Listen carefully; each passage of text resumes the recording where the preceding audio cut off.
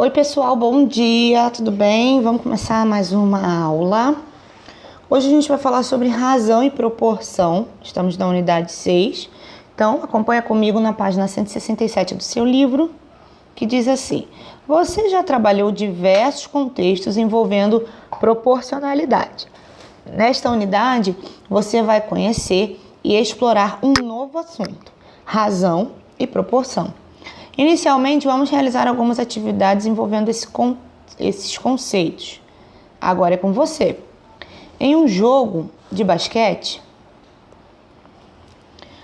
de cada 3 pontos marcados por sua equipe, Paula fez 2. Escreva essa informação na forma de uma fração. Número de pontos da equipe, 3. Número de pontos da Paula, 2. Se a equipe de Paula fez um total de 75 pontos na partida, quantos pontos a Paula fez? Bom, se para 3 pontos da equipe a Paula fez 2, se a equipe fez 75, quantos pontos a Paula vai fazer? Como que a gente vai calcular isso? Deixa essa parte aqui, depois que eu explicar tudinho a gente volta e vou ensinar vocês a calcular isso aqui. Em uma sala de aula, de cada 5 alunos, 3 são meninos. Escreva essa informação na prova na forma de fração. Número de alunos, 5. Número de meninos, 3. Sabendo que nessa classe há 30 alunos, vamos lá, mesma coisa aqui de cima. A cada 5 alunos, 3 são meninos. Sabendo que nessa classe tem 30, quantos são meninos? Já a gente vai voltar. Podemos calcular a velocidade média de um veículo dividindo a distância percorrida por ele pelo tempo gasto. Então, tá aqui. Dessa maneira, a gente calcula a velocidade média. Isso é uma fórmula, tá, gente? Ela vai ser assim sempre. A gente também vai falar sobre outras fórmulas nessa aula, tá bom?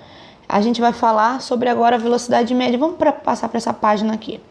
Depois a gente vai voltar na primeira página, não se esqueçam. Se a distância é dada em metros, o tempo é em segundos. A velocidade é dada em metros por segundos. Se a distância é dada em quilômetros e o tempo em horas, a velocidade é dada por quilômetros por hora. Vocês vão se lembrar disso quando vocês entrarem dentro do carro do pai de vocês, da mãe de vocês, ou qualquer carro, que você vai ver lá o velocímetro, né? Lá marca a quantidade de quilômetros que esse carro está fazendo por hora, certo? E a gente calcula essa velocidade através dessa fórmula da velocidade média, tá? Que é a distância dividida pelo tempo, tá bom?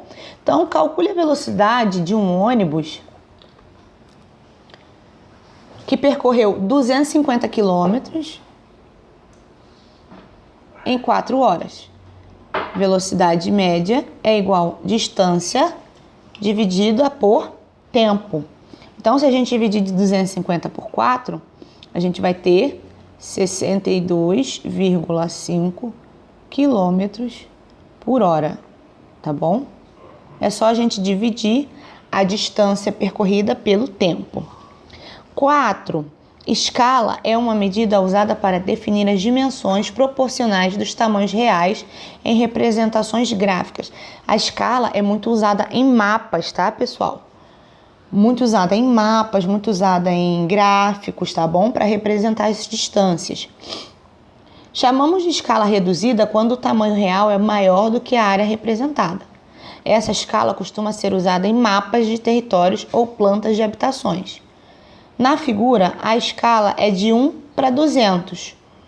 Isso significa que a cada 1 centímetro do desenho corresponde a 200 centímetros da figura real, do lugar real, né? Então, nós temos aí o desenho de um campo que tem 10 centímetros de comprimento e 6 centímetros de lateral.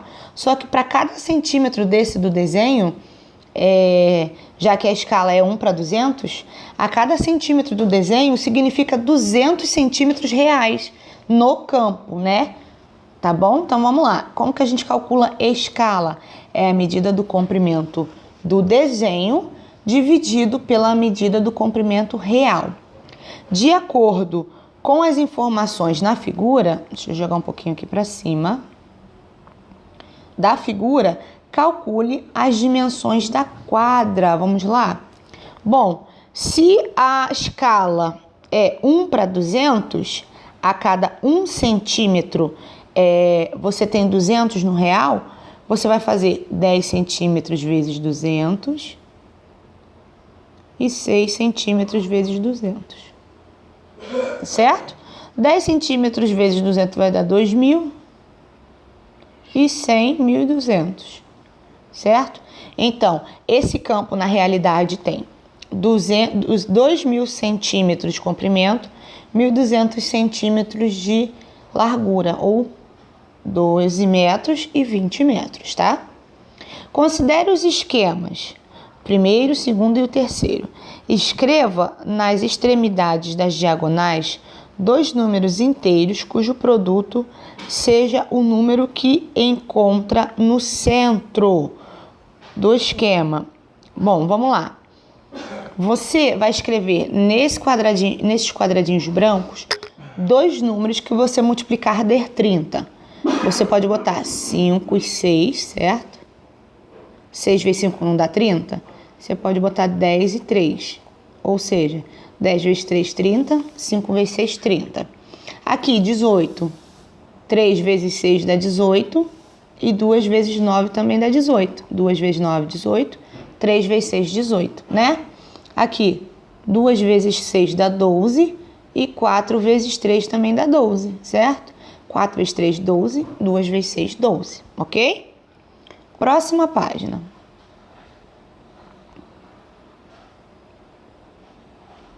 Escreva frações com os números de cada esquema. Para a escrita dessas frações, siga uma mesma ordem. Por exemplo, ambas da direita para a esquerda, ambas da esquerda para a direita, ambas de cima para baixo, ambas de baixo para cima. Observe 3 exemplos no item. Primeiro esquema, 15 quintos ou 6 meios. 5 quinzeavos ou 2 sextos. 15 sextos ou 5 meios. Ok? Vamos lá. Vamos fazer aqui o segundo. O terceiro eu vou deixar para vocês. Eu vou usar a fração assim, ó. 2 terços.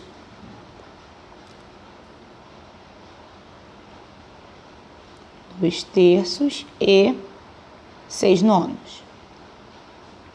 Ou 3 meios, só inverter, e 9 sextos. Ou 2 sextos e 3 nonos. Sabe o que a gente precisa pensar para fazer o próximo esquema? Exatamente isso aqui, ó. Se quando você multiplica as duas, dá o mesmo resultado. Se você multiplica os extremos das duas frações, você obtém o mesmo resultado, ó. 5 vezes 6, 30. 15 vezes 2, 30. Olha no exemplo que eu fiz. 2 vezes 9, 18. 3 vezes 6, 18. Só que em todas elas vai dar 18 e 18. Aqui também, ó, 18 e 18. Tá vendo? Assim também aqui nas de cima, todas as multiplicações vão dar 30. Para você fazer o terceiro esquema, eu vou deixar para você. Pense em 2 frações e arrume-as das 3 maneiras diferentes para que o produto dos extremos seja o mesmo, tá bom? Então faça o terceiro agora você aí. Letra C. Observe que há uma regularidade nessas frações. Que regularidade é essa? É essa aqui que a gente acabou de falar.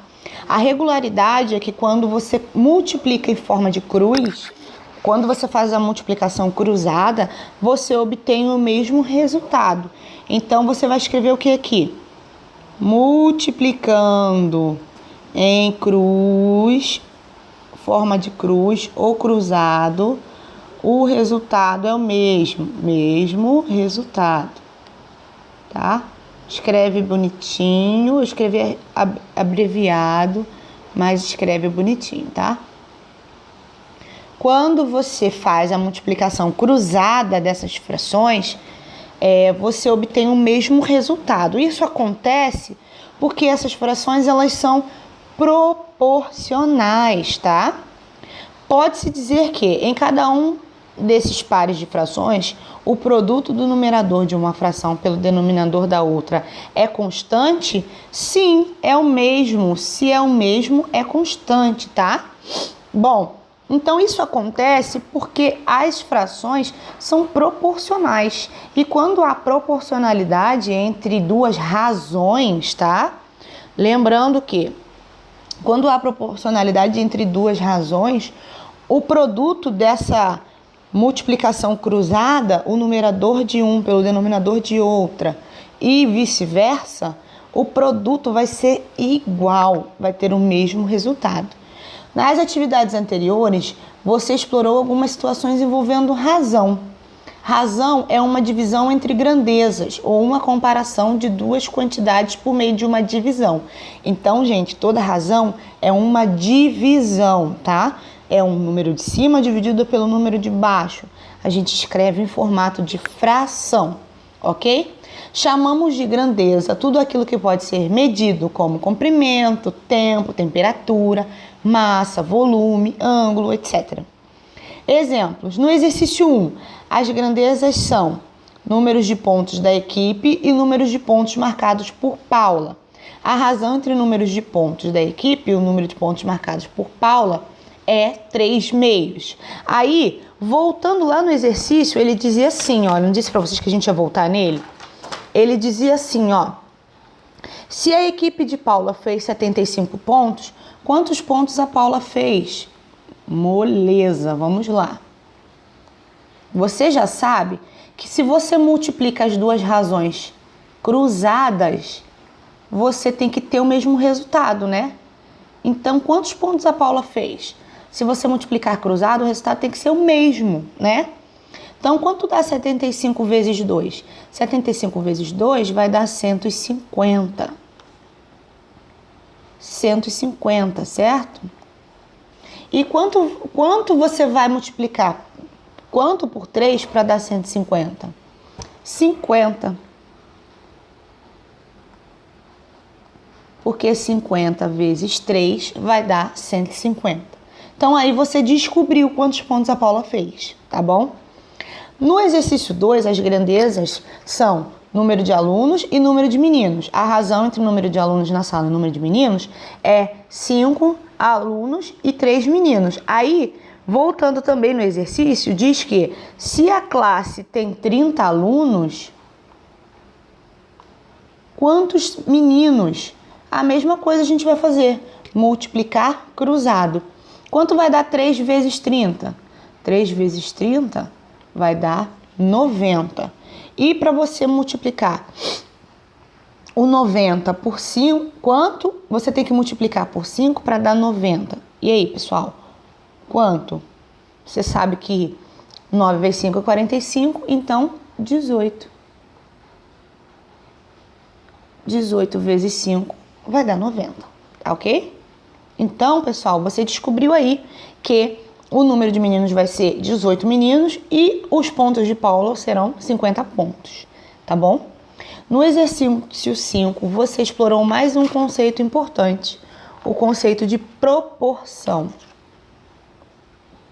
Proporção é uma igualdade entre duas razões.